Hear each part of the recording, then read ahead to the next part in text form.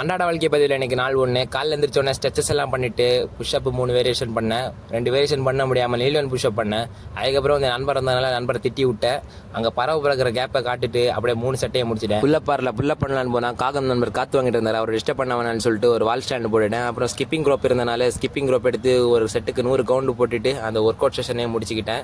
அதுக்கப்புறம் சூரியன் வர கேப்பில் காலேஜுக்கு போகிறதெல்லாம் ஒதுங்கிட்டு உலகநாயன் கடையில் ஒரு டீயை போட்டுட்டு ஒரு காஃபியை போட்டு கிளம்பிட்டேன். சோகத்தில் இருந்தேன் என்னென்னு தெரில. அப்படியே காலேஜுக்கு கிளம்புற கேப்பில் ரோடையும் ஒரு வீடியோ எடுத்து போயிட்டே இருந்தேன். அப்படியே காலேஜ் பாத்ரூம் கண்ணில் தலையை சீவிட்டு காலேஜ் கண்ணில் கொஞ்சம் வெள்ளையாக இருக்கும். யாரும் தப்பாக எடுத்துக்க வேணாம். என் ஃப்ரெண்டு ஸ்டைலாக போஸ்ட் கொடுத்து சொல்லிட்டு தற்கொலை மாதிரி போஸ்ட் கொடுத்துருந்தா. அவனுக்காக இந்த வீடியோ லைக் பண்ணுங்க. அப்படியே காலேஜ் முடிஞ்சவொடனே காலேஜ் ஹெட்செட்டை மாட்டிட்டு ஹாஸ்டல் திரும்ப கிளம்பிட்டேன்.